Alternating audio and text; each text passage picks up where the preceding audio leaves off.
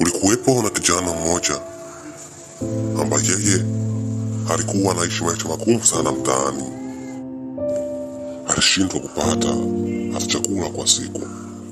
Ilibidi akae barabarani na kuombaomba, akiwa na nguo zake chafu chafu, ndara miguuni, asijui wapi anaweza kupata chakula. Wengi walimpita na kuona kama msumbufu. Hakutaka hata kusimamisha vyombo vyao, kwa maana alijua tu atataka kuomba aidha hela ama chakula. Na mara nyingi kijana huyu alikuwa akiona magari yamesimama, ndipo anaenda na kuja kwenye vioo na kuomba. Lakini mara nyingi watu wengi hawakupenda na washamkaili katika ule mtaa kuwa katika vijana mmoja omba na kijana yumo. Alikuwa anachukiwa sana na wengi wakihisi ni kijana ambaye kalaaniwa. Wakasema kuwa wazazi wake wameshindwa kumlea, tuje kumlea sisi mtaani. Hilo swali ni gumu. Kwa nini watu wa vituo vya kulelea watoto yatima wasimchukue?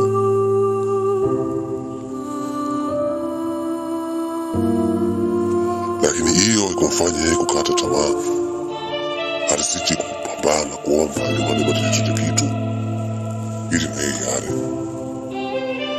Mara nyingi alikuwa akisimama barabarani au kakaa anaomba Mungu, leo nipate na chakula.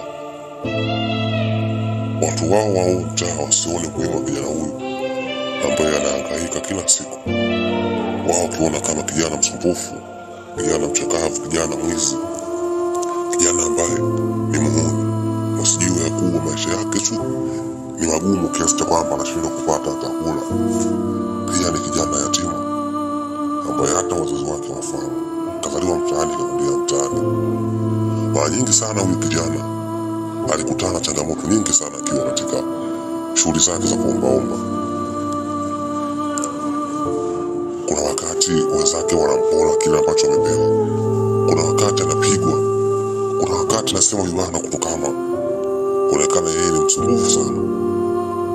Kuna wakati alikata tamaa na kuanza kulia, lakini akaangalia ana nafasi nyingine zaidi ya hiyo. Sasa leo akiwa amekaa, kuna gari moja inasimama na kijana huyu anaenda kuomba msaada.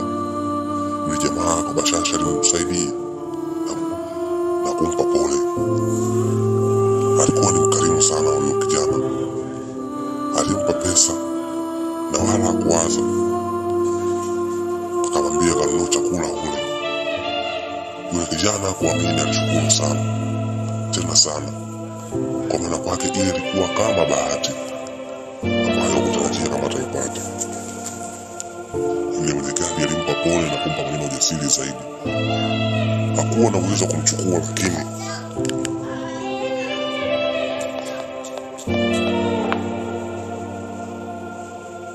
lakini alikuwa anaweza kumsaidia.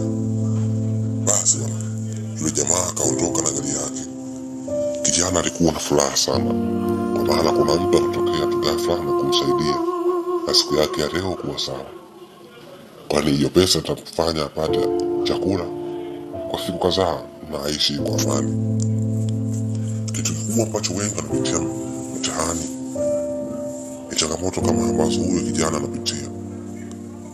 Na mara nyingi wanapoomba msaada wanaonekana kama vijana wasumbufu, wezi wasio na amani. Na mara nyingi waga wachukua tahadhari sana kwa vijana kwa hisi wezi. Basi kuna mwingine tena alifika na kumsaidia. Alimpa pesa na chakula, kisha na yeye akaondoka. Kijana yule alishukuru sana, kwa maana siku ya leo ilikuwa ni siku ya bahati kwa yeye, siku ya amani na siku ambayo hakutarajia mambo kama yale yangetokea. Alimshukuru Mungu kwa maana siku zingine hali inakuwa ni mbaya. Analala bila kula, anaamka bila matumaini. Lakini siku ya leo ilikuwa ni siku ya baraka tele, siku ambayo Mungu kamonyesha, kamthibitishia. Sasa kwa bahati mbaya maafande wa mji walikuwa wapendi sana vijana, kwa sababu walikuwa na mama wengi wao wezi. Walimuona kijana na chakula chake, wakasema hapana, hao vijana tutaki kuwaona hapa mtaani, ni wezi sana. Basi walimpokea na kuanza kumfukuza, kumwambia atoke kabisa katika lile eneo.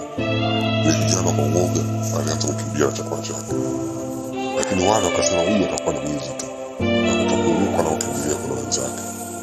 Basi bwana, walianza kumfukuza, walimfukuza sana. Yule kijana alijitahidi kukimbia ili kuwakwepa, lakini bado wale hawakutaka kumwacha kwa sababu walijua hao vijana watakuwa wako wengi sana. Wale maaskari walisema hapana, lazima watu watafuta, wataharibia mji wetu, wanafanya mji wetu uonekane mji wa huni na wachokoraa, wakati ni mji safi wenye amani. Lakini yule kijana alijaribu kumtetea sana, alikimbia kama hata wale maafande, kwa sababu wanajua kama hata wangepewa kesi.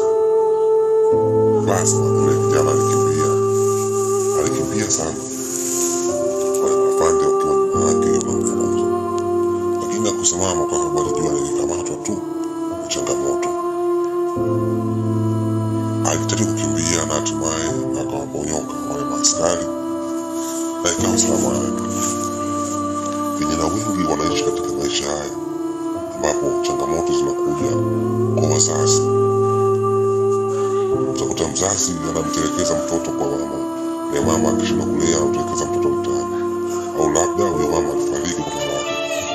Kwa siku mtoto anakosa sapoti kwa ndugu, hata watu ambao wanamzunguka. Ili apate kula lazima aingie mtaani kuomba, labda anaweza kupata chakula siku ziende.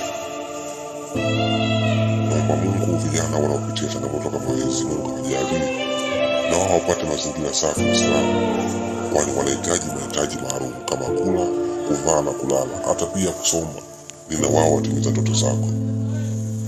Tuwaombee sana hao vijana wa mtaani na wao waishi kwa amani kama tunavyoishi sisi. Amina.